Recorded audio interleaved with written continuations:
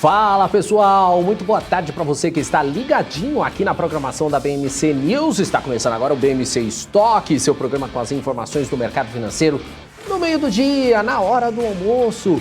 Vamos conferir agora os destaques do programa de hoje. Porto Seguro compra 10% da startup de hardware Plugify. Oi convoca acionistas para a Assembleia Geral no dia 27 de janeiro. Mercado financeiro monitora a expectativa de que o Fed possa decidir por um aperto maior na política monetária dos Estados Unidos. Tudo isso e muito mais a partir de agora no BMC Stock. É isso aí, gente. A gente começa o estoque desta tarde dando o boa tarde para a minha companheira de muito bom humor aqui na BMC, Hanna Beltrão. Boa tarde para você, Hanna. Pois é, Daniel Morales. Muito boa tarde para você também, né, que está nos acompanhando. Agora, boa tarde para o Daniel, boa tarde a todos que estão nos acompanhando, né, chegamos na quarta-feira, olha só, e a gente vai, né, claro, trazer os principais assuntos de hoje, repercutir eles também com o nosso convidado de hoje, que é o Gabriel Mota, especialista em renda variável da RJ Investimentos, e também teremos os gráficos do dia com o Alex André, que sempre analisa as principais informações, tanto do Brasil quanto do mundo, Dani. É isso aí, a gente começa com os números do mercado financeiro então, né, Hanna? A gente trazendo aqui o Ibovespa, que está caindo agora 0,59% aos 102.907 pontos. Vamos ver como é que está, então, o nosso gráfico do Profit Pro da Nelogica. Olha só, eu tenho novas notificações aqui, preciso atualizar. Vamos ver os negativos e os positivos nesse momento, começando pelos negativos aqui no nosso telão. A gente começa com a Embraer, com queda de 2,85%, Gafisa com 2,70% e MRV também caindo 2,10%. Petro 4 caindo 1,40%, Uzi Minas 1,62%, Ambev caindo 1,24%, Suzano Papel 0,89%. Tem também aqui Itaúsa caindo 0,66%, Semig 0,47%. Tem também Localiza caindo 0,27%. Deixa eu ver, Banco do Brasil 0,38% de queda também nesse momento. Vamos para o lado positivo, para esse lado aqui da tela. Lado positivo, a gente tem BRF com alta de 4,73%, Cielo também subindo 1,42%, EcoRodovias também 4,42%. Vivo Telefônica agora subindo também 1,40%, Cielo está aqui embaixo que a gente já falou, tem Vale 0,67% de alta, Gerdau Met subindo 0,52%, a Companhia Siderúrgica Nacional também com alta de 0,51%, Bradespar 0,52%. E olha só, Magazine Luiza está subindo 0,30% nesse momento. Olha só que beleza. E também o dólar está caindo 0,18% aos R$ 5,70. Mas a gente não fica só com os números aqui no Brasil, a gente também acompanha os números de fora e a Hanna traz pra gente, né, Hanna? Vamos lá, Dani, seguir atualizando aqui. Para quem está nos acompanhando, vamos só relembrar aqui como é que fechou lá em Hang Seng, né, as bolsas na Ásia, fechou em queda de 0,14%, Xangai uma queda um pouco mais acentuada de 1,02% e Nikkei uma alta de 0,10%. Quando a gente vem aqui dar uma olhada nas bolsas lá na Europa, DAX na Alemanha está agora em alta de 0,60%, FTSE no Reino Unido sobe 0,18%, CAC na França 0,81% de ganhos e o índice Eurostoxx está agora com uma alta de 0,50%. E aqui já nos Estados Unidos, Dow Jones agora sobe 0,31%, S&P 500 recua 0,09%, e Nasdaq está agora com uma queda de 0,85%. Vamos dar uma olhada aqui como é que está o barril do petróleo. Está subindo o petróleo Brent agora, sobe 1,18% a quase $81 o barril. E o petróleo WTI está aí com uma alta também de 0,18% a $77 o barril, encostando também nos $78. E a gente segue de olho no nosso giro internacional, falando agora, né, que saiu pela manhã um relatório nacional de emprego chamado ADP nos Estados Unidos. E a nossa correspondente, Giovanna Locatelli, está sempre de olho nos principais assuntos e está acompanhando também os números por lá. Boa tarde, Giovanna. Boa tarde, Hanna, Daniel e a todos que estão conosco nesta tarde de muita informação. Sim, saíram os dados do ADP, o setor criou 807 mil empregos em dezembro, acima do consenso de 375 mil. A criação de empregos em novembro é revisada a 505 mil de 534 mil. Outro dado importante, Hanna, é que saiu o PMI de serviços, que caiu 57,6 ante uma previsão de 57,3. Hanna. Legal, e agora também trazendo outra informação também, né, que o mercado financeiro continua aí na expectativa de que o Fed venha a decidir por um aperto maior na política monetária aí dos Estados Unidos. Giovanna, qual que é a expectativa aí em torno desse anúncio que está sendo bem aguardado aí pelo mercado financeiro, né? Bastante, sim, Daniel. O mercado financeiro, inclusive, pode seguir hoje com o reposicionamento de ativos que começa a ser feito na terça-feira, com base aí nas expectativas de que o Banco Central americano decida por um aperto maior na política monetária aqui dos Estados Unidos. As expectativas em torno da mudança da gestão do Fed e também a ata dessa reunião de hoje vai mexer com os mercados aí, vai mexer com os ânimos no mercado. As bolsas americanas já perderam, os treasuries reagiram em alta, então bastante movimentado por aqui. Os investidores apostam na redução do volume de recompra de títulos pelo Fed. Isso iria diminuir a liquidez provocada por aquele volume de dinheiro injetado na economia americana através dos programas de estímulos, não é? Alguns analistas anúncio de uma antecipação da alta dos juros também. Isso deve, claro, movimentar muito os mercados de hoje e todo mundo de olho nessa ata do Fed que vai ser divulgada logo mais. Ô, Giovanna, só para perguntar para você, sai por volta das 4 horas da tarde aqui o horário do Brasil, é isso?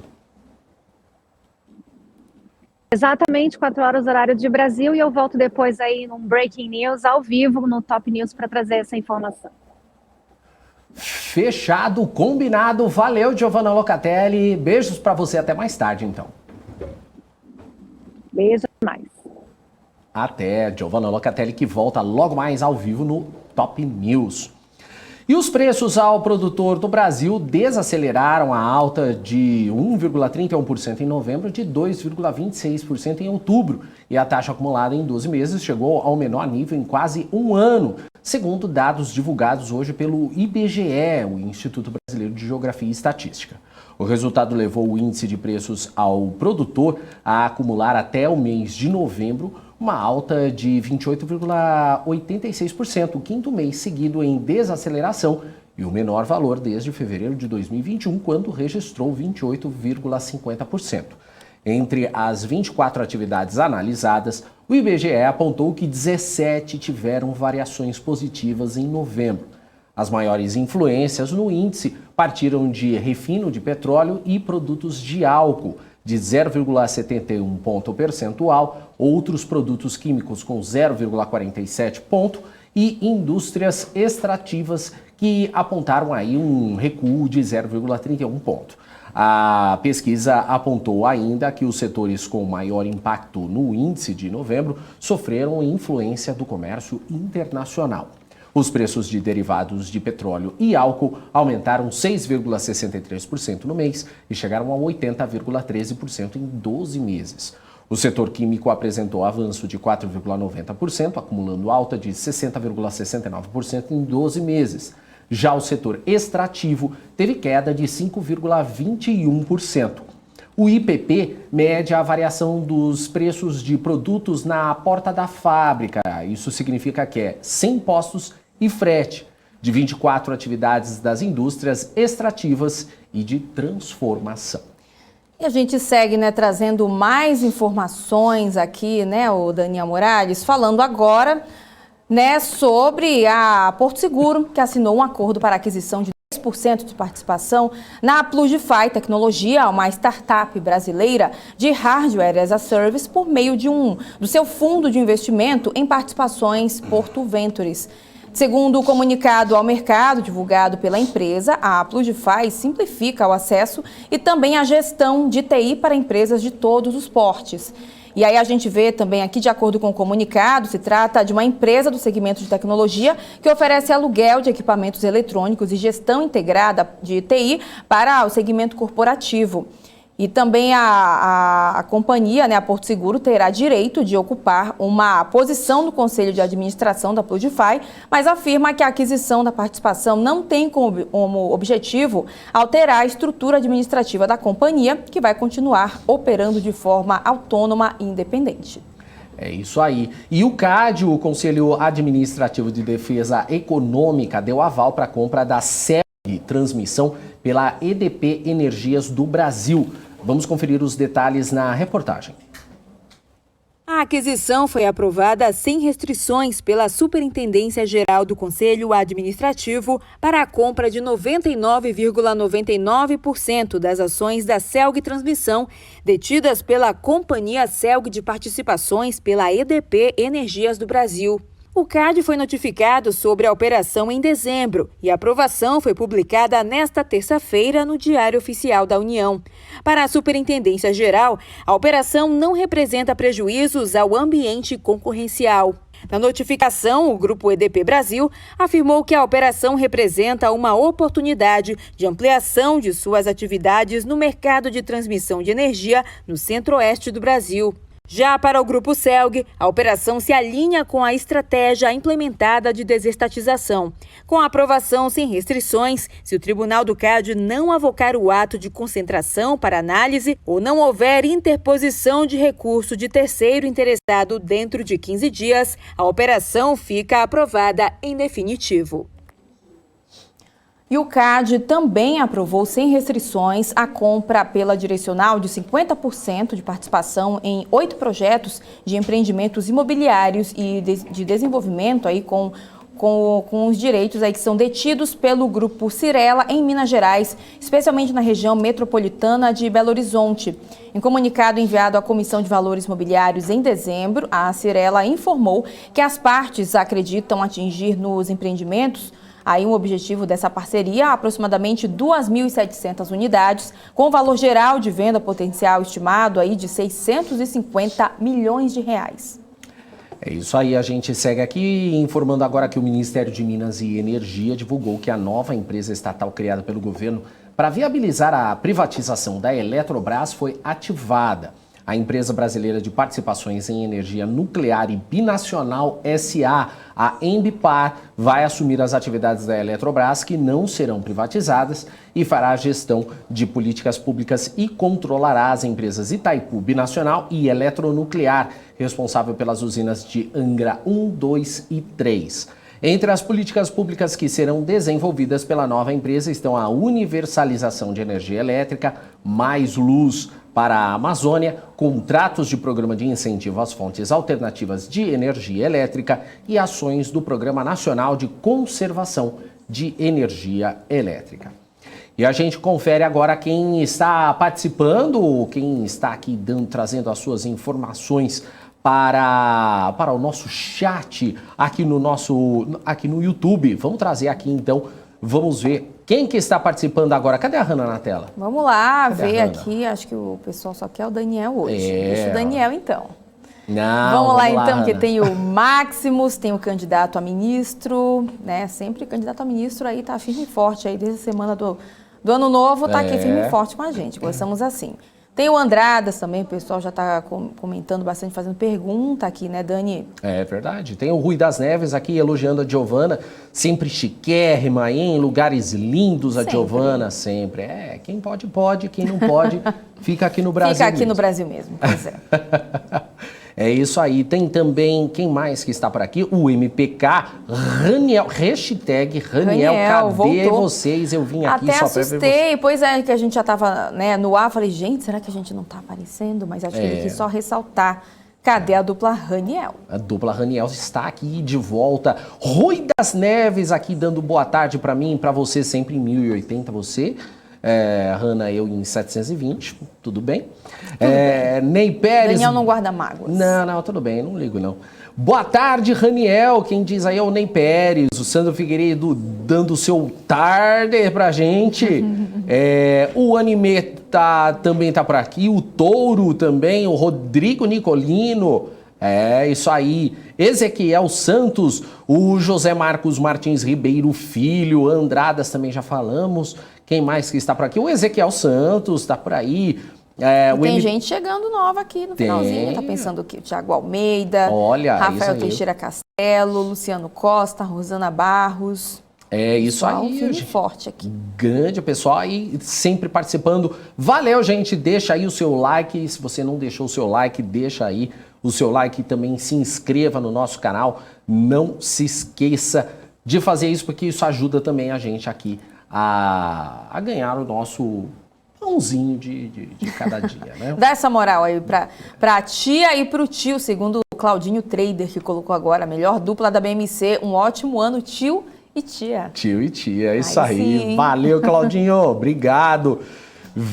O Rafael chorando, emocionado, vendo essa dupla incrível de apresentador. Sempre emocionando, né? Certo. Nossa, eu fiquei emocionado com esse comentário, Rafael. Legal, valeu, obrigado. Ó, o Alan é de Maringá, no Paraná, olha só, valeu, Alan, obrigado. O Denilson, eu tô aqui todo dia, valeu, Denilson. Arrasou. Marcelo também tá por aqui, o André Barros, Maximus, valeu, gente, obrigado aí.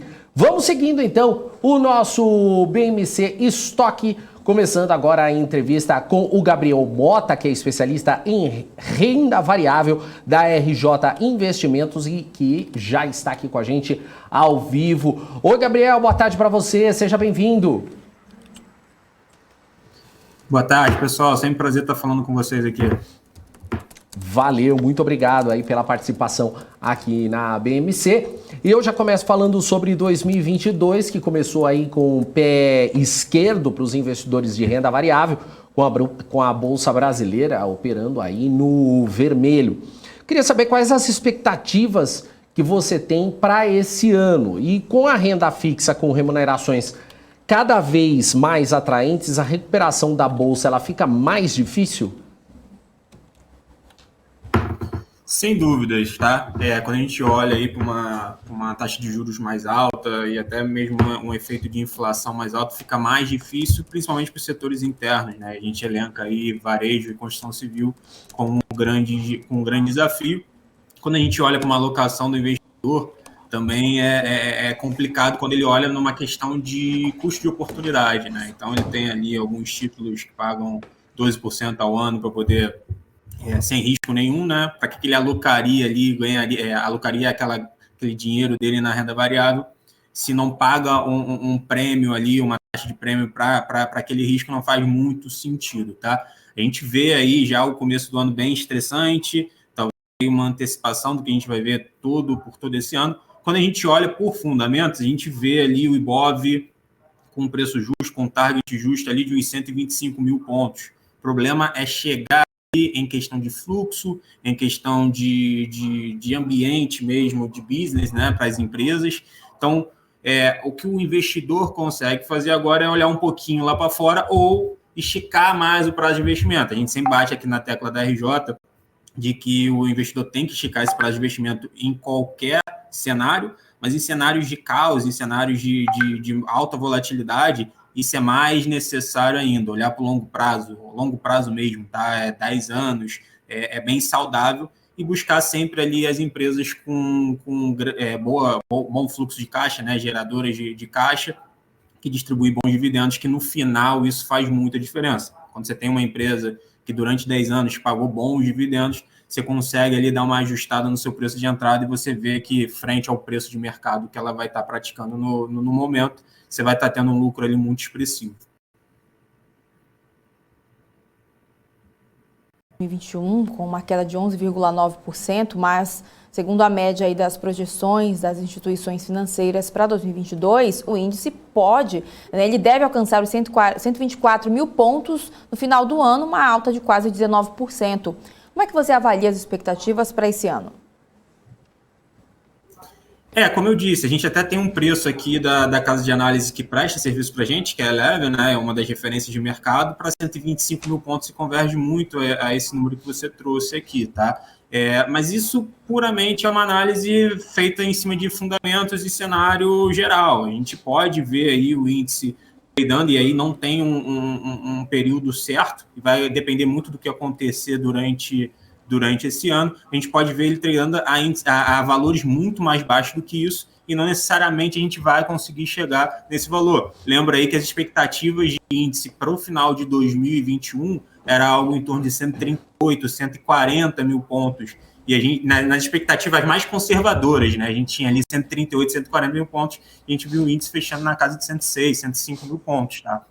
Então, por fundamentos, quando a gente olha preço sobre lucro ou qualquer coisa do tipo, geração de caixa das empresas, qualquer coisa do tipo, a gente vê que faz muito sentido a alocação em renda variável, mas esse ano não tem como a gente precificar e ser assertivo para o investidor de que a gente vai fechar com esses 20% potenciais aí. Legal. Agora, quais as estratégias aí o investidor ele deve adotar neste novo ano? É hora de buscar comprar ativos descontados ou de esperar que o cenário fique um pouco menos incerto? Quais setores você acredita que oferecem maiores riscos e quais segmentos trazem melhores oportunidades aí para 2022? Claro, uma das estratégias é você ter um pouquinho é comprar boas empresas pagadoras de dividendos, para que você tenha ali uma remuneração, né, uma geração de caixa, uma renda passiva durante um determinado período, mas isso só se converte muito em longo prazo, tá? Não adianta pegar o dividendo ali pensando no curto prazo, porque não é uma estratégia vencedora. A gente consegue estar mais otimista aqui, e tanto acredito que o consenso do mercado com empresas que não estão correlacionadas com o setor interno, então cito de novo ali um perigo a mais para varejo de construção civil por ser linkada ao cenário interno. Então, você consegue ter empresas de petróleo, por exemplo, você consegue ter boas perspectivas. Um ponto só de sinalização, e aí eu entro um pouco mais depois. Empresas de petróleo, ex-Petro, provavelmente a gente vai ter uma volatilidade muito grande, não que não tenha bons fundamentos, não que não seja uma empresa que está apresentando bons resultados, até se enquadra nessa questão de pagamento de dividendos, como eu citei, mas como se trata de uma empresa de capital mista, ela sempre tem uma volatilidade, sempre é usada ali como cabo de guerra entre os dois lados políticos, né, tanto a esquerda como a direita, que acabam soltando notícias para poder tentar impulsionar, fazer algum populismo ali em relação à empresa. E a gente elenca aí um ativo até um pouco mais perigoso por estar muito linkado ao setor interno e também por se tratar de uma estatal. BBAS também deve ter um cenário bem difícil aí durante esse ano por se tratar de uma empresa tanto linkada ao interno como linkada como linkada ao governo, né? Como por se tratar de uma estatal. Então, esse tipo de ativos, o investidor pode ficar um pouco mais receoso de fazer uma alocação mais forte, uma alocação maior, né? Acho que a ideia é sempre buscar, principalmente para esse ano, é sempre buscar essas boas empresas linkadas ao externo. A gente cita a Vale aí, que teve um recuo interessante no ano passado, estava um pouquinho esticada, voltou a um patamar interessante de preço, pode ser uma boa alocação para os investidores. Fora isso, a gente também já começa a trabalhar muito a ideia de BDRs aqui na RJ. Alguns clientes que fizeram essa alocação no ano passado ficaram bem satisfeitos. A gente pode puxar aí VVB11, por exemplo. O VVB11 teve alta superior ao índice da S&P, porque é um net entre a valorização do S&P mais o dólar, né? Como a gente teve uma alta do dólar e uma alta muito expressiva do S&P lá fora, os clientes que compraram o VVB11 no ano passado aqui com a gente fizeram um bom trade, né? Fizeram uma boa posição para se carregar. Fora tudo isso, o investidor que quer continuar com a posição dele, a carteira dele doméstica, não quer muito colocar ali fora, não quer muito ir para o internacional, acredita nas empresas, o uso de derivativos é sempre muito bem-vindo quando a gente fala em proteções. Então, comprar ali uma put ou fazer alguma estrutura que permita amenizar uma queda é algo que a gente já tem visto muito aqui, a gente já tem feito isso desde o ano passado e são operações que são muito vencedoras ali para poder mitigar uma volatilidade de curto e médio prazo, tá? Uhum. E com o cenário interno, com eleições e muita volatilidade, dolarizar parte da carteira e buscar investimentos internacionais nesse momento é uma boa opção, na sua opinião? Ou a precificação da Bolsa Brasileira em baixa está muito mais interessante que as bolsas americanas, que constantemente renovam altas? Vai depender do apetite do investidor, né, e daquele de investimento que eu citei logo no começo. É claro, eu não consigo ver um cenário de descorrelação da nossa bolsa frente à bolsa americana. Então, não consigo ver a nossa bolsa subindo enquanto uma bolsa americana estivesse numa queda muito acentuada. Não vejo nada desse tipo, tá? Eu vi a gente uma crescente logo pós-Covid do nosso índice sendo puxado pela bolsa americana e bolsas internacionais. Então, a gente via tudo ali convergindo para uma alta bem expressiva. E no meados do ano passado a gente viu isso da forma negativa, da forma que a gente sempre vê, né? A gente sempre tem ali bons fundamentos, mas acaba, por uma questão política, perdendo algumas oportunidades, perdendo algumas janelas importantes de alta, tá? Faz muito sentido a alocação em BR, eu só ponderaria para o investidor que não fica muito confortável pelos níveis de preço que estão sendo tradeados lá fora, pelos níveis de preços das empresas e pelos highs históricos aí de índices, que ele pondera, então, a posição dele em renda variável, a busca dele por upside, tá? Porque se lá fora não tem perspectiva positiva, muito provavelmente aqui a gente vai estar vivendo um cenário bem adverso. Então, se a gente tiver aumentos graduais aí de taxa de juros e inflação contínua lá fora, como é precificado um pouco para esse ano, a gente pode ver aí os agentes performando ainda pior do que as bolsas americanas, mesmo as bolsas americanas estando em patamares muito mais elevados do que o nosso. Faz mais sentido ainda se o investidor tiver essa visão de que lá fora está esticado e pode realizar, que ele faça uma alocação ali em empresas que gerem renda passiva, porque por valorização de ação, por valorização de preço, ele não vai conseguir ter um resultado muito positivo no mercado. Tá? Agora, Gabriel, e o petróleo, que subiu mais de 49% em 2021, depois de 2 anos de pandemia? Eu queria saber qual que é a sua expectativa para a commodity em 2022. Nós devemos ver maior estabilidade nos preços e aumento da demanda e da oferta? E quais as expectativas para as empresas do setor petrolífero? E as demais commodities que impulsionaram a Bolsa no primeiro semestre do ano passado devem ser destaque agora em 2022? A gente teve uma correção do preço do petróleo, né? Quando a gente viu lá na época de pandemia, principalmente pelas aéreas ali, tendo fluxo de caixa zerado, né? Não tendo passageiro nenhum e tudo fechado, a gente viu ali o preço despencando, né? Então a gente teve uma correção muito forte. A tendência é que continue tendo o aumento desses preços. A perspectiva para as empresas de petróleo é bem positiva, tá? Eu cito de novo aí a questão de Petro, talvez a melhor empresa posicionada no petróleo hoje aqui nacional, mas por essa questão da volatilidade que a gente vai ver aí proveniente de eleições, talvez o investidor tenha um pouco mais de cuidado, talvez uma alocação em BR Petróleo ou em Prio 3 faça mais sentido para quem não quer conviver com riscos políticos ali relacionados ao equity, tá? Só pondero a questão de novas transmissões de Covid, novas cepas, né? Isso pode dar uma pressionada um pouco mais no petróleo. Se a gente tiver, no preço do petróleo, né? Se a gente tiver uma evolução de alguma dessas cepas do Covid. A Omicron parece que não vai ser algo tão forte como a gente tinha visto na primeira onda de Covid, da Covid tradicional, né? Se a gente pode dizer assim.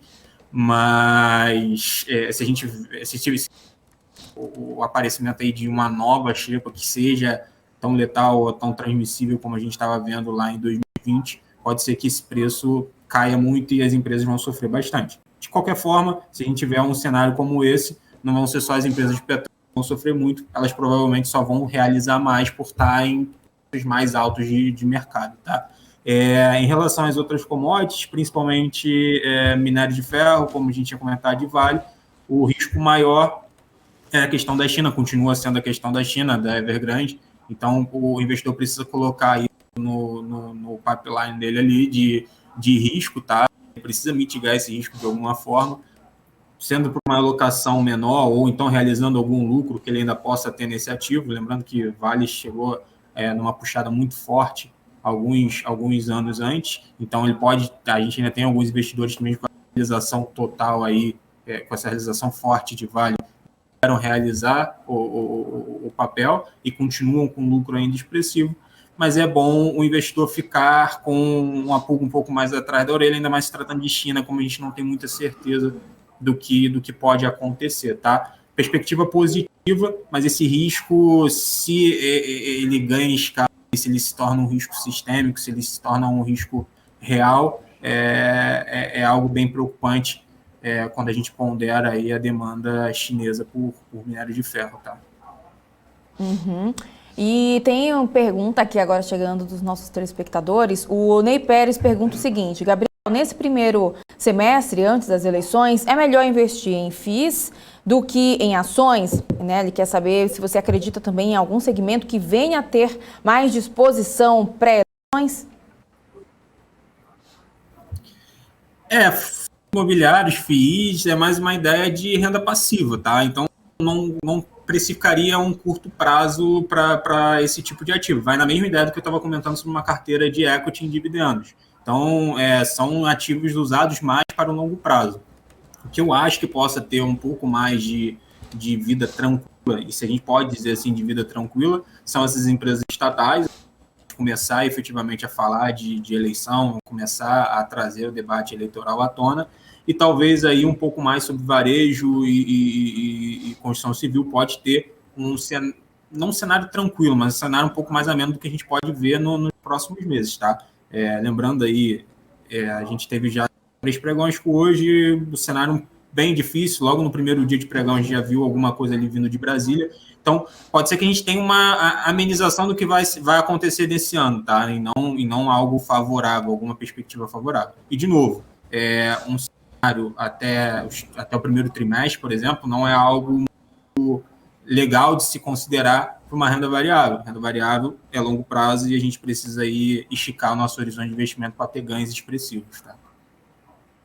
Ô, Gabriel, você acredita que vai, com as eleições, tudo que acontecer já desde antes das eleições deve mexer bastante com o mercado? Você acredita que as pessoas vão ter aí um problema maior nesse ano de 2022, tendo aí essa polarização tão grande que nós já estamos tendo? Acredito sim, tá? Acredito que vai ser aí a eleição, se não a mais sangrenta, uma das mais sangrentas que a gente já viu.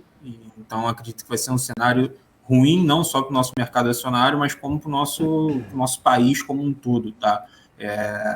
Isso impacta em 100% aí, não só o mercado acionário, mas como a economia real. Então, a gente tem, muito provavelmente, alguns projetos engavetados esperando uma decisão de qual governo vai vir e como esse governo vai vir.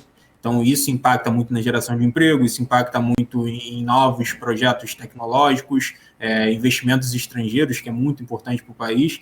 Então, a gente, como no Brasil, é difícil, a gente fala muito de longo prazo na renda variável, mas é difícil o prazo no Brasil, né? Você sempre está mudando o rumo ali da sua economia, independente de quem esteja no poder, né? Então, se o governo é mais de esquerda, em algum momento ele guina um pouquinho mais para a direita e depois ele toma atitudes que não fazem muito sentido e o contrário é verdade também. Então, os investidores de economia real, eles se sentem um pouco, os empresários, né, no caso, eles se sentem um pouco mais com medo, principalmente nesses momentos eleitorais, que ele não sabe o que ele pode esperar do governo que vai ser eleito, tá? Uhum. E dos setores que você acompanha mais de perto, devem se destacar nesse ano, né, na sua opinião? E quais são os fatores também, quais fatores uma empresa deve apresentar para ter bons resultados nesse ano de 2022?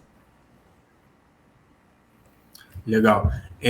Vamos lá, o setor de bancos, historicamente, por um aumento da taxa de juros, eles performam melhor, tá? E como a gente viu bancos muito amassados no ano passado, principalmente quando tentaram tramitar a tributação de dividendos, pode ser uma boa expectativa. E a gente ressalta aí Itaú, que desde quando fez o spin-off com a XP, não voltou a patamares mais saudáveis de preço. Bradesco também é um excelente case de investimento, pode ser uma boa alocação para o investidor. como não é um business que o pessoal gosta muito, que não é algo disruptivo, não é algo que se adequa ali à população, não é algo novo, né, que está muito em tendência, empresas ligadas ao externo, que tenham portfólios ali com atuação internacional, como o Braskem, também o JBS, Marfrig, podem ser empresas interessantes para alocação. O setor de frigorífico, mesmo tendo subido muito, ainda tem uma perspectiva favorável, tá? Desculpa, essa segunda pergunta era sobre o que precisa, né? Na verdade, ela precisa se ela tem a possibilidade disso, ela precisa se desvincular o máximo possível do cenário interno. Quando a gente continua olhando para o cenário externo, a gente ainda vê favorável, mesmo com o aumento de taxa de juros, mesmo com tapering. Então, a gente entende que a economia lá fora continua com boas perspectivas, apesar daquela inflação que tende a não ir tão cedo, tá? Acho que uma boa estratégia para a empresa seria isso, diversificar ao máximo e sair o máximo possível do cenário interno, que é algo que vai preocupar bastante a gente. De novo, não consegue trazer uma previsibilidade. Qualquer investimento que uma empresa venha trazer hoje, ela não consegue ter uma previsibilidade do que vai acontecer, pelo menos aí nos próximos 2, 3 anos. Legal. O Gabriel, o Dividendo tá perguntando aqui no chat, o que você acha de venda coberta em alguns papéis com o delta igual ao de hoje, por exemplo? Desculpa, pode repetir, por favor, que deu uma travadinha? Claro. Pergunta do Dividendo. Ele fala o seguinte: Gabriel, o que você acha de venda coberta em alguns papéis com o delta igual ao de hoje, por exemplo? Legal. Uma excelente pergunta. Eu pensei que tivesse feito alguma analogia de dividendo com venda coberta, mas o nome do telespectador é dividendo. O telespectador é o dividendo. Isso. Melhores tá, legal. Não, legal. Cara, venda coberta geralmente é uma estratégia muito vencedora no mercado, tá? Para quem não sabe, venda coberta, você vende uma opção, você vende uma opção de compra, né? Uma call, uma taxa em D+1, ela geralmente é utilizada para quem quer ter uma entrada de caixa ali todo mês, tá? Então, se o ativo sobe, depois você é exercido, você não teve o ganho daquela alta, porque você já trocou aquilo pela taxa em D+1, e quando cai, você participa da queda. Então, se cair, você ganha uma taxa de 3% e o ativo caiu 4%, você teve um prejuízo real de 1% só, tá? Serve tanto para proteger, como, de novo, para gerar caixa para os clientes e para os investidores, tá? Eu acho interessante essa estratégia, tá? Em qualquer momento de mercado. Geralmente, essa taxa aí, já tirando corretagem, o pessoal está conseguindo pegar uma taxa em torno de 3,5% em papéis como Petro, Bradesco, Vale. Então, se você for sendo remunerado todo mês por 3,5% e ter ali uma visão de longo prazo, sempre fazer essa estratégia, tem estudos que mostram que ela é muito vencedora. Eu só peço para os investidores não ficarem linkados a uma única estratégia de mercado, principalmente em derivativos. Quando você olha para derivativos, você tem mais de 400 estratégias de mercado, tem várias variáveis ali de estratégias. Tem estratégias até que você tem que parar para olhar a estrutura, porque por nome você nem lembra. Então, como a gente tem toda uma expansão hoje de escritórios de investimentos e até mesmo de bancos, todos esses escritórios, principalmente os escritórios consolidados, e a RJ se coloca nesse patamar, a gente possui mesas de produtos estruturados, que são dividendos precificados em balcão. Então, são estratégias muito vencedoras para os clientes. Peço para os investidores não se limitarem a uma estratégia só. Conversa aí com o assessor de investimento, conversa com o broker, que ele vai conseguir acessar ali a mais opções para você passar por esse ano que tende a ser bem mais difícil, tá? O Gilson Oliveira agora perguntando e fala: boa tarde, eu gostaria de saber a sua opinião a respeito de investimentos em ETF de criptomoedas. Aqui na mesa de renda variável a gente não acompanha muito cripto, tá? Mas para quem gosta do assunto, para quem gosta de criptomoeda, a alocação no ETF serve para poder dar uma diversificada. São ativos muito voláteis, né? Então, quando você aloca em um ETF, e aí não só cripto, qualquer tipo de ETF, você está tendendo a diversificar ali, a diminuir a volatilidade e continuar posicionado no mercado que você acredita. Então, se você tem uma visão favorável a cripto e te incomoda um dia subir 50, outro dia cair 30, um ETF é uma boa saída para você mitigar um pouco esse problema de volatilidade. Tá? Legal. Gabriel, tem mais uma pergunta aqui do Ney Pérez, é uma pergunta difícil, viu? Ele fala o seguinte: Gabriel, não olhando para os candidatos em si, porque cada um tem a sua opção, mas na sua opinião, o melhor cenário para o mercado é manutenção do atual governo ou a entrada do governo de esquerda? Polêmica essa. Essa é complicada mesmo. Mas vamos lá, pessoal. Eu acho que vai depender, tá? A gente vê aí a principal via da esquerda tentando trazer uma pessoa mais de centro ali para a presidência, né? Para tentar dar uma acalmada no mercado. A gente viu aí no primeiro governo Lula, por exemplo, foi uma tendência dele trazer mais tranquilidade para o mercado, visto que o mercado via ele de forma muito cética para a geração de negócios e tudo. Bolsonaro começou um governo muito positivo para o mercado, mas algumas atitudes ali, e aí eu não entro no mérito se ele precisou ou não fazer determinadas atitudes, mas algumas atitudes não agradaram o mercado, e mesmo sendo um governo de direita, a gente não teve uma alta muito expressiva durante todo o governo dele, tá? Então, para mim, não serve governo de direita ou de esquerda. É claro, se a gente tivesse um governo de direita que agrade o mercado, é o melhor dos cenários. Então, se a gente tiver, por exemplo, um Michel Temer vindo e sendo o candidato favorito e tudo, e de novo, tá, pessoal, sem querer entrar no mérito de política, de quem é o candidato favorito ou não, a gente teria ali, por história, por olhar o mandato desse presidente que eu citei, a gente teria ali um cenário muito mais favorável pelas atitudes e pelas medidas que ele acabou tomando durante o governo dele. A gente precisa hoje, independente de qualquer tipo de governo, qualquer tipo de ideologia, a gente precisa de previsibilidade. O mercado ele trabalha muito previsibilidade. O preço que a gente vê em tela, o preço que a gente vê das ações, nada mais é de uma perspectiva do que os investidores, que os grandes fundos, os grandes investidores fazem, tá? E no Brasil é muito difícil isso, a gente perde muitas janelas de oportunidade por falta de previsibilidade. Então, se a gente vai ter um governo de esquerda ou de direita, a gente só precisa saber a regra do jogo para a gente saber o quanto que a gente precisa se posicionar em determinado ativo, em determinado setor.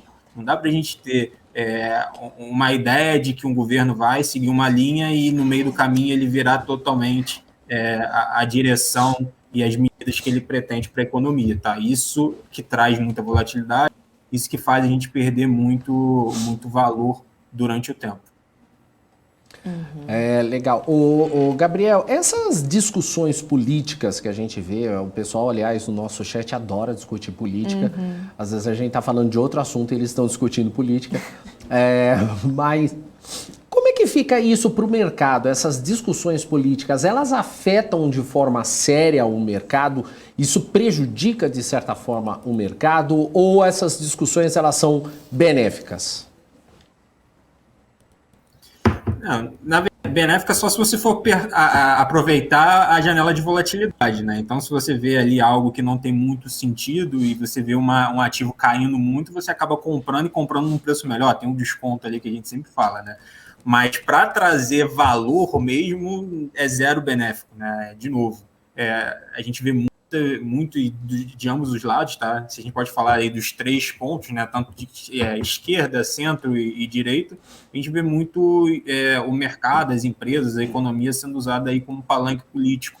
Então, isso é muito complicado. Às vezes um candidato solta alguma coisa ali determinada e aí, de novo, preocupação com empresas estatais, solta alguma coisa determinada ali sobre BBS, só para poder ganhar algum volume ali político, e aquilo nem se concretiza, né? Então, é bem complicado. Aqui, discurso político dentro da renda variável, dentro das ações, só serve para aumento de volatilidade. Nada a agregar quando não se tem uma medida, um plano econômico, tá? Qualquer discurso em relação a isso só serve para aumento de volatilidade.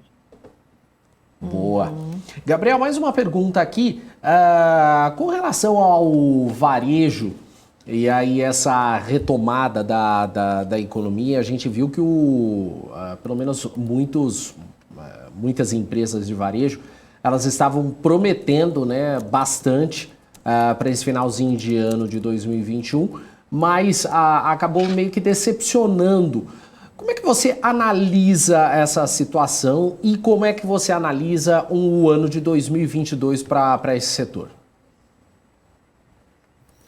Vamos lá. A gente viu uma demanda reprimida sendo colocada em jogo, né, sendo consumida muito rápido, então isso pode ter atrapalhado um pouco as vendas de Natal. Então, quando a gente olha a necessidade do consumidor em consumir, porque em algum tempo ele ficou ali praticamente retido dentro de casa e tirar essa possibilidade dele, a gente vê esse volume aumentando. Isso daí é claramente visto desde o segundo TRI, quando a gente olha o balanço de empresas como Loja Renner, por exemplo, que teve vendas totais comparadas a 2019, né? 2020 a gente ignora, principalmente para varejo, a gente ignora a questão de vendas, porque foi um ano morto para o varejo, né? O varejo físico, não varejo digital, não para o e-commerce.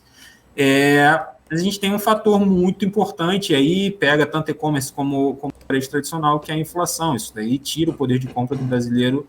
O brasileiro não tem como, a população não tem como consumir algo ali de vestuário, por exemplo, para poder deixar de comprar alimentos, por exemplo, para poder comprar um artigo supérfluo, por exemplo. Então, a gente vai ver essa dinâmica durante 2022, se a gente não tiver um freio aí em questão inflacionária, principalmente em alimentos, principalmente em questões básicas, a gente vai ver um freio aí no consumo, e é isso que o mercado já precifica. Quando a gente olha ali até para o e-commerce, a gente vê uma inflação acima do IPCA, né? A inflação ali dos meios digitais. Então, a gente vê uma precificação muito forte em cima dessa questão de inflação. Então, isso prejudica muito o varejo, isso prejudicou um pouco as vendas, claro, junto ali com uma diluição maior por conta dessa demanda reprimida. Isso prejudicou muito no final de 2021 e vai prejudicar em 2022, sem dúvida nenhuma. Uhum. Boa. E aí a gente tem uma pergunta aqui agora do candidato a ministro, né? Mais um telespectador com um nome aí irreverente. Ele pergunta o seguinte: por favor, pergunta para o entrevistado se ele acha que a Bolsa do Brasil só se recupera com dinheiro dos estrangeiros, né? Pois o mercado interno está sem força para subir a Bolsa aqui. Essa é a dúvida, a pergunta do candidato a ministro. Então, a Bolsa, geralmente, né, historicamente, a gente tem a parte muito mais forte vindo dos estrangeiros, está certíssimo. O que a gente viu ali de força contrária foi mais uma questão do que a gente conversou no começo da conversa aqui, né?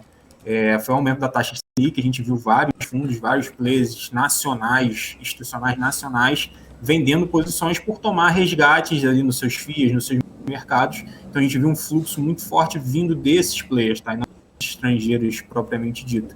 Então, a partir do momento que a gente tiver ali uma estabilização, até mesmo de taxa de juros, parar com esse aumento de taxa de juros, a gente pode ver ali uma dinâmica um pouco melhor de fluxo, tá? Como a gente teve esse movimento de... A verdade também, ao contrário, também foi verdade. Quando a gente teve a diminuição da taxa Selic, a gente viu esse dinheiro saindo da renda fixa e indo para a renda variável. Então, a gente tinha um fluxo ali mais positivo proveniente dos institucionais nacionais, tá? Quando a gente começou a ver esse cenário se invertendo, a gente viu ali uns resgates maiores nesses fundos, e, consequentemente, vendas de posições bem mais fortes, né? E isso daí está muito justificável, por exemplo, em ativos que acabaram de abrir capital, os IPOs, né? Os ativos que fizeram IPOs. Se você for ver toda a rentabilidade desses ativos, principalmente em ativos premiums, aí, como Raizen, a gente vê esses ativos com pouca liquidez. Então, os fundos que entram muito forte, que geralmente ampliam a oferta, geralmente a oferta 10% sobe, o resto ficou tudo na mão dos institucionais. A gente vê posições sendo desfeitas ali e os ativos com pouca liquidez acabam sofrendo mais. Isso acontece em todo o cenário, em todos os ativos. Então, por isso que eles foram os grandes players de venda, por isso que a gente viu um fluxo muito maior negativo, fluxo negativo em cima de bolsa. E é normal, quando você tem um aumento tão forte, a gente está tendo em taxa de juros, tá? Uhum. Legal, é isso aí. Gabriel, gostaria de agradecer aqui a sua participação no BMC Stock, mas eu queria que você deixasse aí as suas considerações finais. Pessoal, eu que agradeço, tá? Sempre uma oportunidade, é sempre um prazer estar com vocês. Sempre agradeço a oportunidade, principalmente do Gabriel, que é quem fala comigo geralmente, meu xará.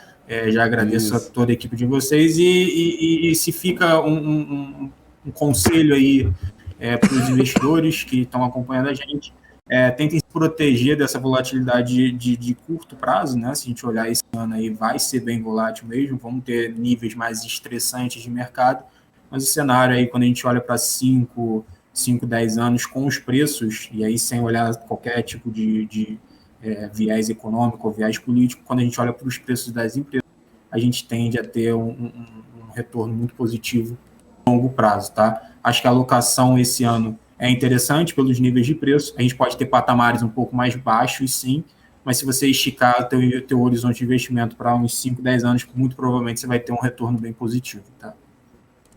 Perfeito, então. Gabriel, valeu mais uma vez, um abraço para você, até a próxima.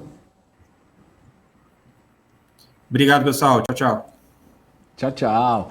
É isso aí, gente. Essa foi a entrevista com o Gabriel Mota, especialista em renda variável da RJ Investimentos, falando ao vivo aqui no BMC Stock.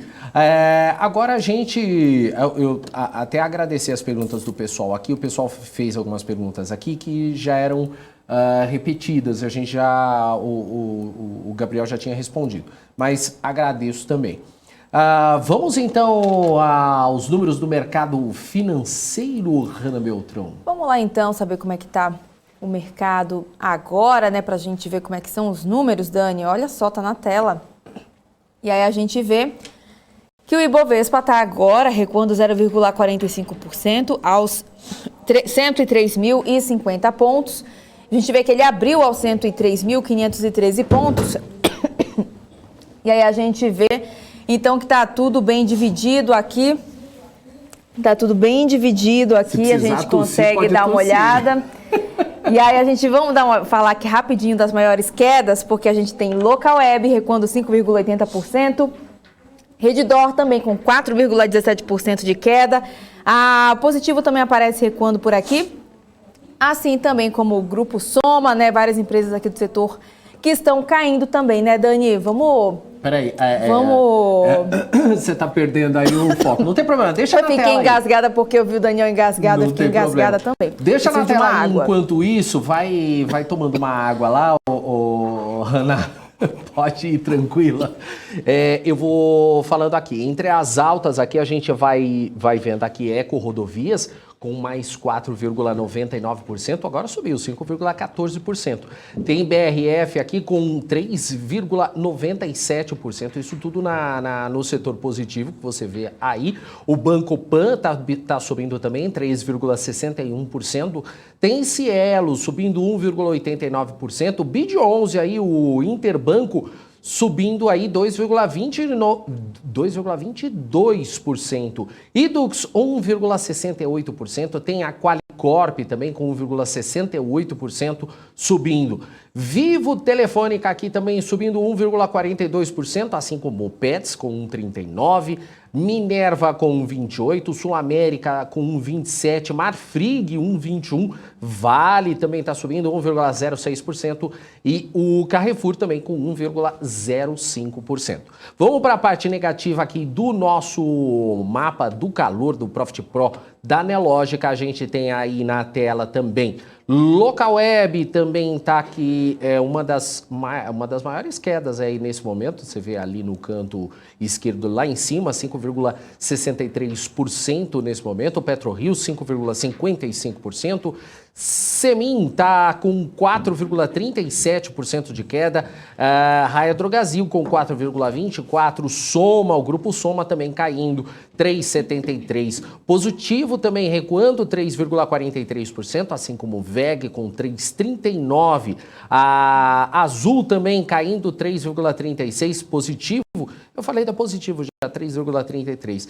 Embraer também está caindo 2,93%, a Sabesp agora também 2,86%, o Gol 2,69% e Açaí com menos 2,36%. Não sei se a Hanna tinha falado do Ibovespa, mas eu falo agora de novo, queda de 0,44% aos 103.058 pontos. E o dólar? O dólar agora, para mim, aqui, eu não sei se ele está totalmente atualizado, mas deixa eu ver aqui.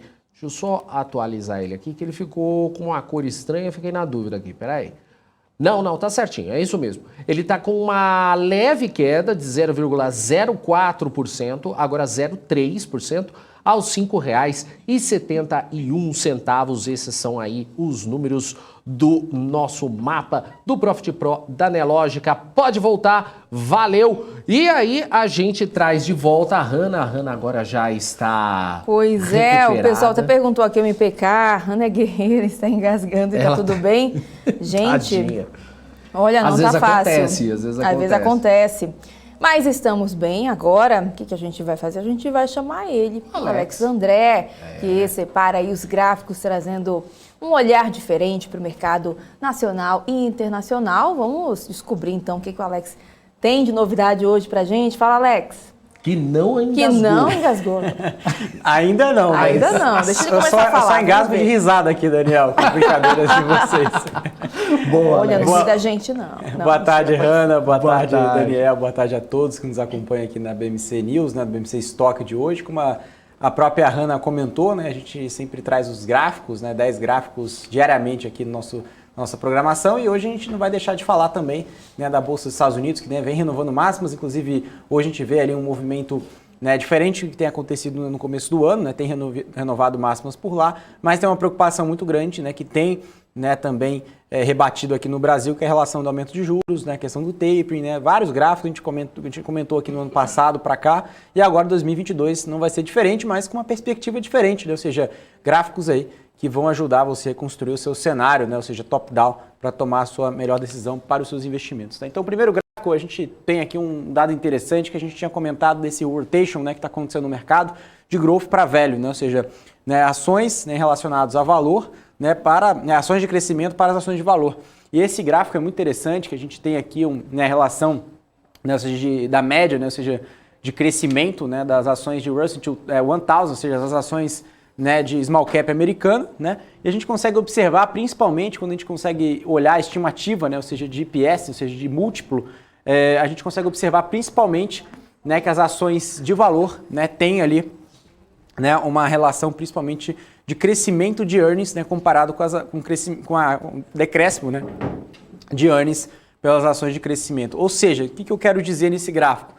Né, que a gente consegue observar que as ações de valor, né, ou seja, principalmente quando a gente fala de setor financeiro, né, bancos, indústria, enfim, diversos setores que têm ficado defasados, né, a gente trouxe até alguns gráficos aqui falando de alguns setores específicos, né, trazendo como o PI e outros indicadores, trazendo nessa visão, né, de desconto relacionado ao S&P 500. E por outro lado, a gente consegue observar não só as 10 maiores, né, do próprio índice, mas o próprio S&P 500 mesmo como um todo, né, uma relação, né, de crescimento de múltiplo em relação ao IPS. Né? Então o próprio IPS ele tem ali uma queda, né, referente ali a esse aumento de juros, que, né, esses 3 aumentos de juros que o Fed passou, né, nesse começo de no final do ano, né, mas para esse ano de 2022, né, e também a finalização, né, do tape, né, retirada de estímulos ali em torno de março. Então tudo isso já vai sendo precificado, né, nas ações, principalmente ações de tecnologia, e esse dinheiro, ou seja, esse fluxo vai para as ações não só descontadas, mas ações que têm ali uma maior resiliência, né, os big, né, single names, né, ou seja, as maiores empresas relacionadas a esse tipo de índice, tá? Ou seja, quando a gente fala principalmente as ações de valor, tá? Então a gente consegue observar uma relação, né, ou seja, de valor esmagando ali as empresas de growth, quando a gente fala aqui de múltiplo, tá? Então isso, inclusive, é até o título desse gráfico aqui. Bom, o que a gente tem aqui agora, né? O que é interessante é a gente volta a falar do setor de real estate nos Estados Unidos, né? Que tem surfado uma onda muito forte, uma onda muito boa. E esse gráfico a gente consegue observar, né? Ou seja, a compra de apartamentos, né, em Manhattan, né, tem chegado a um boom, né? Ou seja, o seu maior quarto trimestre, o seu maior número, né, de vendas do quarto trimestre em Manhattan nos últimos 30 anos, tá? Desde 89. Então, um crescimento muito grande. A gente consegue observar, claro, a gente está falando aqui de vendas fechadas, de vendas já realizadas, né? E isso reflete muito na economia americana, né, que tem aí indo muito bem. Inclusive, hoje a gente trouxe também indicadores positivos, né? Inclusive, sexta-feira agora vai ter o payroll, isso deve aí reafirmar, né, esse crescimento. Caso a economia americana continue crescendo, esse é um dos indicadores, é uma das proxies que indica que a economia americana está indo muito bem.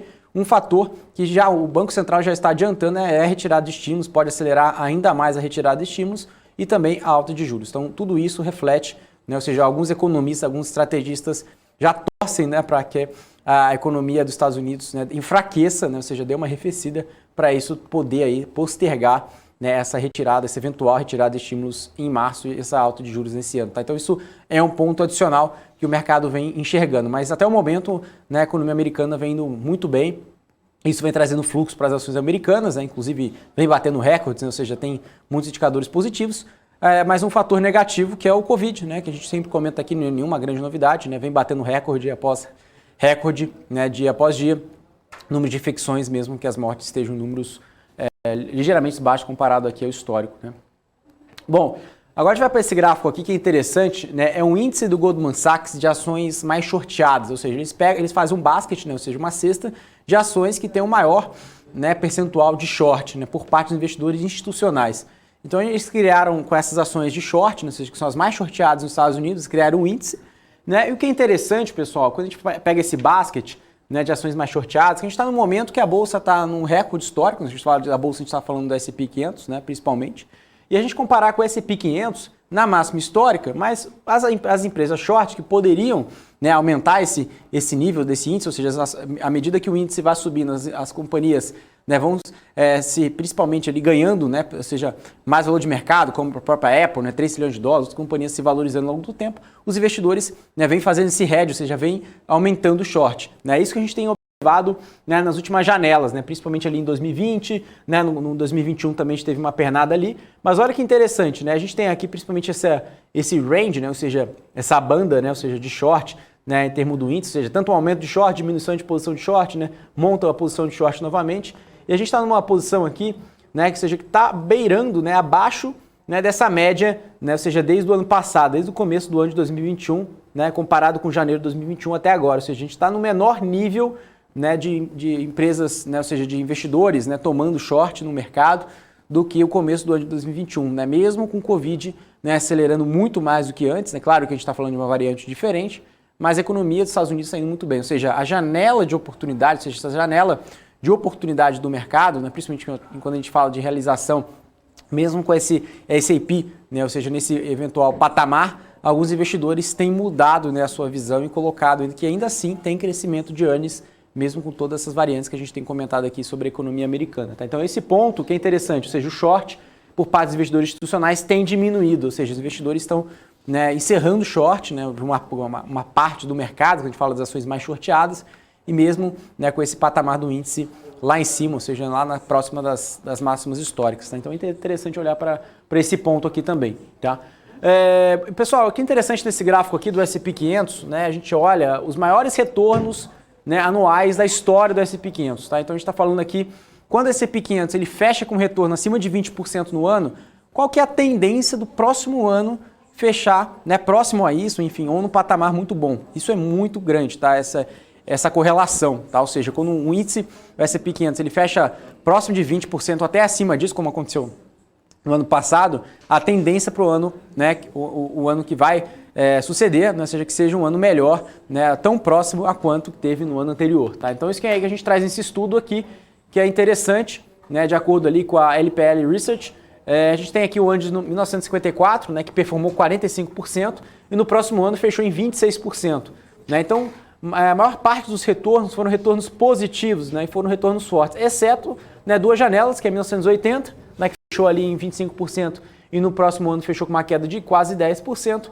E também a gente tem aqui 89, né, que subiu 27%, e nesse ano caiu 6%. Mas ao longo das últimas janelas, né, a gente está vendo retornos aqui em até 26%, né, ou seja, retornos muito fortes após aí um ano que veio já muito forte, né, uma tendência muito positiva. Tá? Então a gente tem aqui a média desses últimos anos, né, desde 1954 até 2021, a gente tem uma média de 11% nessa de crescimento a cada ano, né? E a gente tem uma média de retornos positivos em torno de 83%, 85%, quase 86% de retornos positivos. E se a gente comparar aqui, principalmente indo, né, um pouquinho, né, mais para trás, ou seja, comparando de 1950 até 2020, não colocando 2021 na conta, nós temos aqui 9% de ganho médio, né, durante esse período, com 71%, né, de retornos positivos. Ou seja, a gente tem, quanto maior a janela, né, ou seja, maior a gente tem, né, o potencial, né, de realização de lucros, ou seja, um movimento positivo. Quanto menor a janela, né, a gente tem a menor previsibilidade, né, em relação de ganhos. Tá? Então esse gráfico é muito interessante, essa tabela aqui, quando a gente fala do S&P 500, né, que ele tem fechado né? Sempre quando ele fecha acima de 25%, 20%, né, no ano, a tendência para o ano que vem, ou seja, para esse ano aqui, 2022, seja um ano positivo também mesmo com esse desafio, né?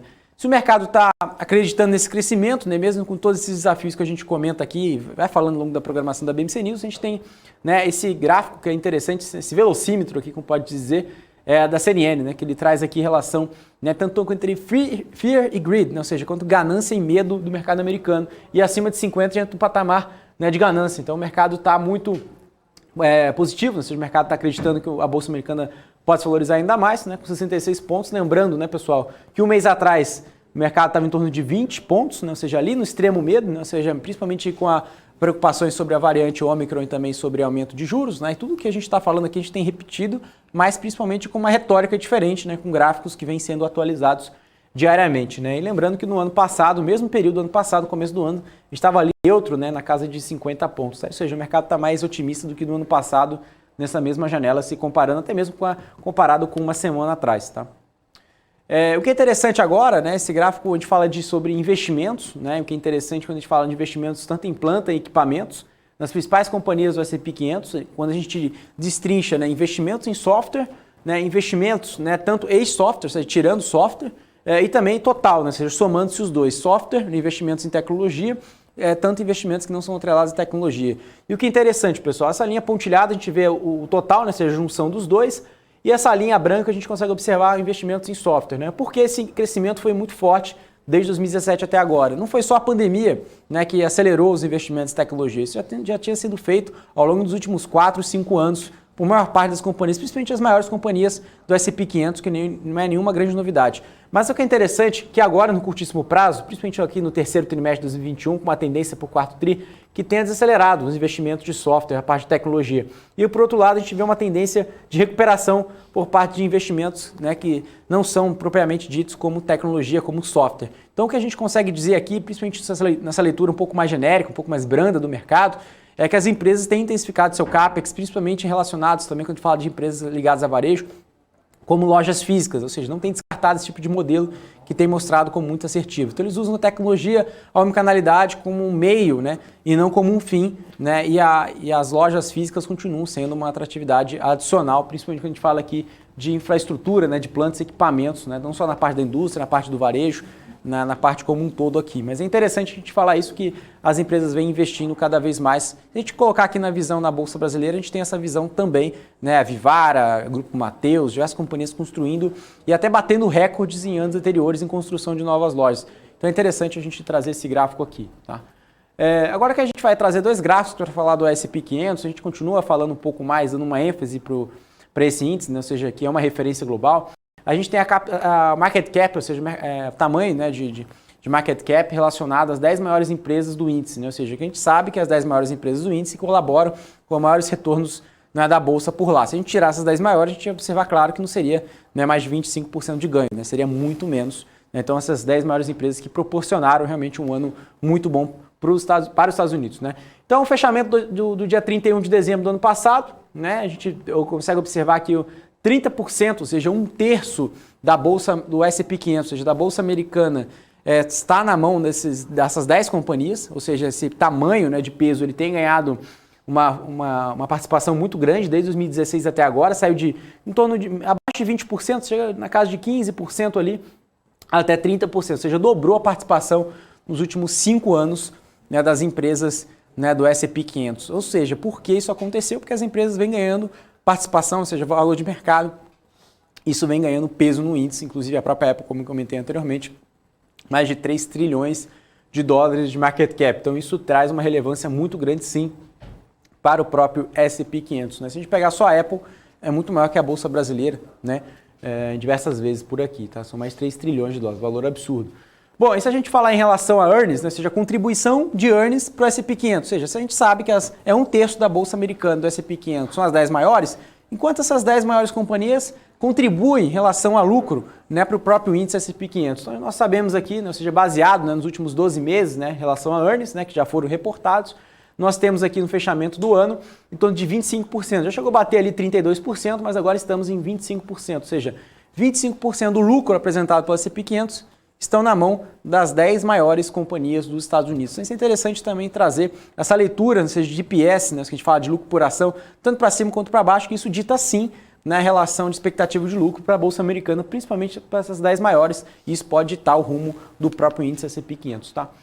Esse gráfico aqui que é interessante, pessoal, a gente sempre comenta aqui sobre a perspectiva, né, de PI, né, ou seja, o PI ratio, né, ou seja, a relação de preço-lucro da Bolsa Americana. A gente continua falando aqui do S&P 500, né, e eu tinha falado anteriormente, assim, tirar essas 10 maiores companhias, né, como que seria a relação do próprio múltiplo, né, e também em relação à própria valorização do índice, né, seria bem menor, né. Então esse estudo ele traz essa visão, né, as 10 maiores, né, se a gente tem aqui uma média de quase 20 vezes de preço sobre lucro, agora está em torno de 33 vezes, tirando, né, ou seja, as empresas, né, tirando essas 10 maiores companhias, a gente teria ali um múltiplo bem abaixo, né, seria em torno de 15 vezes na média, né, agora estaria girando próximo a 20, né, 19,7 vezes preço-lucro, e o próprio S&P 500 está rodando entre 21, né, e 21,2 vezes preço-lucro, com uma média de 16,4.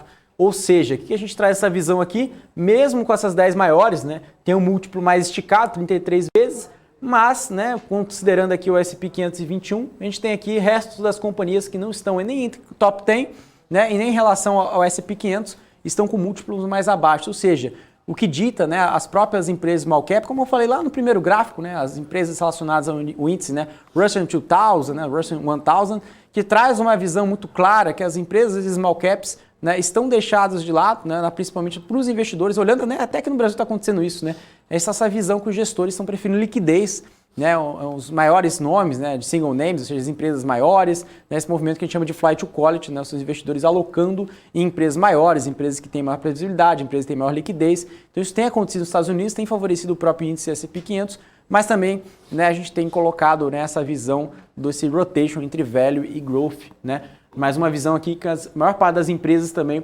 muito descontadas, tirando as top 10 dos Estados Unidos, tá? Agora a gente vai falar sobre restrição de oferta e demanda, né? Esse gráfico do Goldman Sachs ele retrata isso, né? Principalmente essa preocupação aqui. Nesse último gráfico a gente vai falar sobre relação, né, de supply chain, né, global. Uma pesquisa, né, que 80% dos analistas do Goldman Sachs que foram entrevistados relataram que as empresas em seus setores estão enfrentando restrições de oferta, ou seja, isso ainda não acabou nesse ano de 2022, deve continuar. E teve até um ligeiro aumento em relação a restrições de divulgação de ações em novembro, né, maior participação desde que introduziram a questão em meados de 2021, ou seja, desde 2021, né, desde o começo do ano passado começou a ser discutido, né, ou seja, né, a crise, né, em relação à cadeia de suprimentos, em relação à oferta, né, a demanda muito forte, a oferta não acompanhando, os preços subindo, né, em várias partes da cadeia, né, a parte automobilística, a construção civil, e reflete muito aqui no Brasil, que a gente é um país muito forte em relação à commodity, a gente tem visto isso até mesmo beneficiando, né, de forma geral, mas também tem prejudicado outra parte da cadeia, principalmente a parte da indústria aqui no Brasil. Mas isso é um movimento global, né, que tem acontecido. E o Goldman Sachs tem esse gráfico, né, que ele observa que a maior parte dos setores ainda vão continuar, né, sofrendo, ou seja, 80% dos analistas, né, do Goldman Sachs esperam que isso deva continuar, deva piorar ou até mesmo ficar flat, não deve melhorar no curtíssimo prazo aqui para o ano, começo do ano, principalmente no primeiro trimestre aqui de 2022. Tá bom, Daniel Hanna? Esses são os principais gráficos de hoje para sempre auxiliar todos os investidores a tomar a melhor decisão para os seus investimentos. Beleza, valeu então, Alex, um abraço para você, até amanhã. Obrigado, até mais, tchau, tchau, um abraço. Até. O Hanna, antes de passar para você, só para dar um destaque aqui, que acabaram de me passar, que uma notícia no nosso portal, bmcnews.com.br, você pode ir lá acessar que o Banco Inter, o volume ultrapassa R$1 bilhão com possível saída de investidor institucional. O volume de negociação das ações do Banco Inter disparou nesta quarta-feira e ultrapassou a marca de R$1 bilhão por volta do meio-dia. O papel caiu forte no início das negociações, mas se recuperou e agora opera em alta de 1,8%. Para se ter uma ideia, a média do volume diário das ações do Inter frequentemente se mantém entre 100 milhões e 200 milhões de reais, raramente ultrapassando o nível de 500 milhões de reais em um dia. O Marco Saravalli, CEO da Sara Invest, afirma que não foi divulgado nenhum fato relevante que justifique a movimentação atípica, mas informações que circulam no mercado apontam que um investidor institucional que possui grande posição no papel e opera alavancado, estaria reduzindo a sua posição. A informação você confere no nosso portal bmcnews.com.br, Hanna. Vamos lá, então, seguindo aqui com informações, falando sobre a fabricante de aeronaves Embraer, que solicitou à Anatel, Agência Nacional de Telecomunicações, a realização de testes sobre eventual interferência da tecnologia 5G em sistemas de aviação do país. Confira os detalhes agora na reportagem. A possível interferência já vem sendo monitorada desde o início do ano passado pela Anatel e pela ANAC, a Agência Nacional de Aviação Civil, em razão das discussões sobre o tema em países como os Estados Unidos. A agência, que avalia os questionamentos apresentados pela Embraer e de que forma acompanhará os ensaios da empresa, não prevê qualquer alteração nos prazos de implantação do 5G no Brasil em função dos estudos.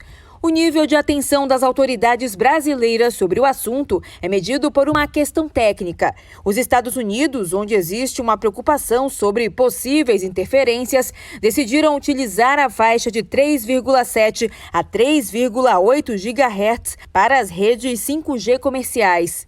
A Organização de Aviação Civil Internacional recomenda uma separação de 200 MHz em relação a esse espaço e utilizado em serviços de radionavegação aeronáutica que opera na faixa de 4,2 a 4,4 GHz.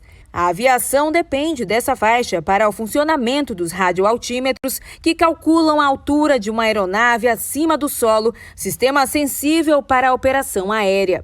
A Embraer enviou um comunicado para a Anatel informando a sua intenção de realizar os ensaios em voo e em solo para verificar as disposições de suas aeronaves diante de uma eventual interferência do 5G e solicitou o apoio da agência para definir os ensaios. Procurada, a Embraer afirmou que o problema em questão se aplica unicamente às operações no território norte-americano e que está em contínua cooperação com a Anatel. Em novembro do passado, o governo e a Anatel realizaram um leilão 5G. As empresas vencedoras assumiram o compromisso de começar a oferecer a tecnologia já a partir do dia 31 de julho deste ano, iniciando pelas capitais e o Distrito Federal. A faixa dos 3,5 GHz é considerada a melhor para o uso do 5G no Brasil, com velocidade de altíssima transmissão. E o setor de serviços do Brasil encerrou 2021 com estabilização do crescimento em meio a um ritmo mais fraco de expansão do volume de novos pedidos em dezembro em relação ao mês anterior. A pesquisa Índice de Gerentes de Compras, o PMI, informou que o índice de serviços do Brasil ficou em 53,6 em dezembro, igualando a marca de novembro, mas com as empresas encerrando 2021 de uma maneira muito melhor do que começou, pois o progresso da vacina e o recuo da pandemia sustentaram as recuperações contínuas nas vendas e na produção. Com isso, o indicador fecha o ano acima da marca de 50, que separa crescimento de contração, com os entrevistados citando o retorno de eventos presenciais e a liberação de alguma demanda reprimida com a flexibilização das restrições contra a Covid-19. E os acionistas da Oi foram convocados para uma Assembleia Geral marcada para o próximo dia 27 de janeiro. O objetivo é analisar a proposta de incorporação da Oi Móvel, que está em recuperação judicial. Segundo a empresa, a subsidiária vai ser extinta e o acervo líquido avaliado em pouco mais de R$1 bilhão será incorporado ao patrimônio da Oi. Em fato relevante, a Oi informou que a incorporação representa uma das operações de reorganização societária previstas no plano de recuperação judicial, com vistas à otimização das operações e incremento dos resultados da Oi e suas controladas diretas e indiretas, bem como a obtenção de uma estrutura mais eficiente e adequada. A Oi indica ainda que tem a totalidade de ações da subsidiária e, por isso, não vai haver um aumento no patrimônio líquido, nem alteração do capital social, nem a diluição aos acionistas. A empresa estima que a unificação das operações vai trazer uma redução de custos e ganhos também de sinergia, gerando maior eficiência na oferta de serviços. Os custos da incorporação devem ficar em torno de R$27.900.000.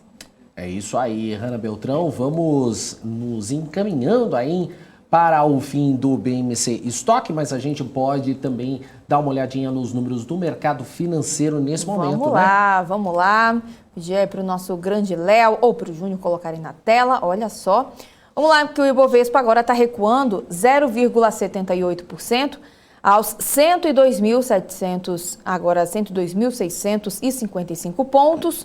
Tá, ele abriu aos 103.513 pontos, né? Já perdeu então esses 103 mil pontos. Chegou ainda a uma máxima de 103.513 pontos. A gente vai monitorando aqui, o índice agora já está caindo 0,83%. E aí a gente vê que isso acaba se refletindo aqui no nosso mapa de calor, né? A maioria das empresas aparecem aqui na nossa ala vermelhinha do mapa, né? Figurando quedas.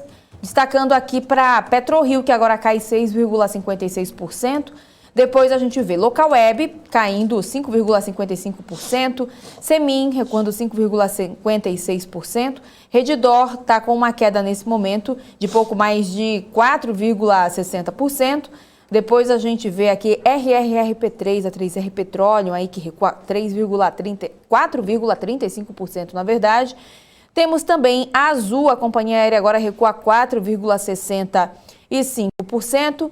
Gol também aparece por aqui, caindo 3,67%. Embraer também está caindo 3,41%. Na sequência, temos Açaí caindo, beirando aí os 3%, acabou de virar, 3,07%. Depois, Iguatemi cai 2,57%. Melios acaba caindo agora 2,42%. Uzi Minas, 2,40% de queda. CVC também, assim como o Gol e a Azul, CVC recua 2,16%. Depois aparece também por aqui as empresas do setor de construção. MRV agora recua 1,64%. Exetec 1,62% de queda também. Aí a gente vem aqui dar uma olhada que tem Klabin agora recuando também. Suzano Papel 0,92% de queda nesse momento. Iguatemi também está caindo, assim como o BR Malls recuando 1,39%. TOTVS também caiu 1,31%. Tem também empresas do setor elétrico, varejo também aparece por aqui com Lame 4 e Amer 3 recuando, assim como a Via também está nesse bloco recuando também. Já entre as maiores altas tem Ecorodovias subindo 4,85%. Depois tem BRF subindo 4,60%, Banco Pan 3,29% de alta, assim como o Banco Inter com ticker BID11 que sobe agora 1,93%. Cogna está caindo 2,18%, mas Edux sobe agora 1,53%. A Vale também aparece por aqui, subindo agora 1,19%. Qualicorp sobe 1,55%, Gerdau 1,19% de alta. E aí a gente viu BRF, também temos Minerva, BIF3, também subindo agora a alta de 1,08%. Magazine Luiza também está aqui subindo 0,91%, junto com Pets, que sobe 0,49% nesse momento. Quem mais? Tem também agora a JBS, também aparece por aqui subindo 0,25%. Bradespar sobe 1,05% nesse momento. Cielo 1,42% de alta também. Vamos dar uma olhada aqui para a gente ver, né, para a gente já ir se encaminhando para o finalzinho aqui do nosso estoque, porque o dólar agora sobe 0,14%, está agora então sendo comercializado a R$ 5,68. Dani? É isso aí, Rana. Vamos dividir a tela aqui com a Rana e a gente já está chegando naquela hora de encerrar o BMC Stock, mas vamos dar um nosso boa tarde para o pessoal que está aqui no nosso chat, o MPK, olha só. Queria, hein, MPK?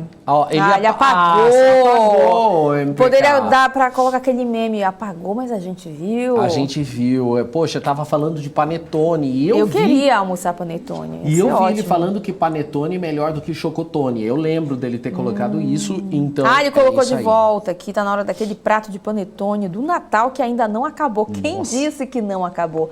Já acabou. Não, você sabe, MPK, que o meu já acabou. Eu já renovei o estoque. Daniel, você podia trazer um panetone amanhã, né? Eu podia. Chocotone. Mas não vou? Poderia? Poderia, mas não vou. porque eu acho um absurdo, né? Ter que trazer. Mas, ó, eu sei que agora, como a gente tá numa época que já passou o Natal, nós estamos no Ano Novo, a gente consegue achar aí uns descontinhos bacanas aí em supermercado. Pois é, quem sabe amanhã não brota aí na mesa, né? Chocotone, panetone. Quem sabe o Daniel Felipe podia fazer essa Nascimento festa. Felipe traz, Nascimento, ou Rodrigo Mariz, né, que tá aqui pelo estúdio, passeando, passeando aliás, não, o ele tá ali Rodrigo Mariz trouxe trabalhando, mas ontem ele vai passar agora aqui. um então, panetone viu, Rodrigo Mariz? maravilhoso Panetone. aqui, que foi maravilhoso. Pode trazer Foi. de novo, o Rodrigo, foi muito Quem bom. viveu aí o plantão do Réveillon viveu, né? Com espumante junto. Queria. Então tá bom. Isso aí, ó, o Marcelo já tá falando se você já vai embora, ô Hanna. Você Já vou almoçar, né, gente? Você não Tá vendo? almoçou Fiquei ainda? engasgada aqui porque quero almoçar. Ah, é verdade, ela engasgou, gente. O FMC é a cara da Hanna. Gente, o que tem minha cara, gente? Troca o quê? Cara de um fome. chocotone no squeeze da BMC? Olha! É esse squeeze aqui que você tá falando da BMC? Só tem, Ó, só tem o nome ó. do Daniel aqui. É que vocês não conseguem ver, mas tá escrito Daniel aqui, tá? Ah, que coisa, né? Mas enfim, né? Mas enfim. Ô, Hanna! Oi, ô Dani. Oi, Dani. A gente vai encerrando então o estoque de hoje. Eu vou continuar aqui com o BMC Marketing. E você não volta mais hoje, né? Não volto mais hoje, a gente triste. volta amanhã, né, com mais notícias aí do mercado financeiro, atualizando todo mundo, né, todos os investidores, com as principais notícias do mercado. É isso aí. Volta mais disposta? Volto mais disposta. Volto mais animada. Volta mais animada. Tá? Acho que eu vou almoçar antes amanhã. Eu acho que você Melhor. precisa almoçar antes. Precisa, né, de uma energia. Você chega aqui... Ou um energético, né? Ou um energético. Ou Aí, um panetone, já que você vai trazer. Oi? Hã? Ah, não é. Não estamos falando de oi. Valeu, Hanna. Beijo pra você. Até amanhã. Então tá, até amanhã. Tchau, tchau.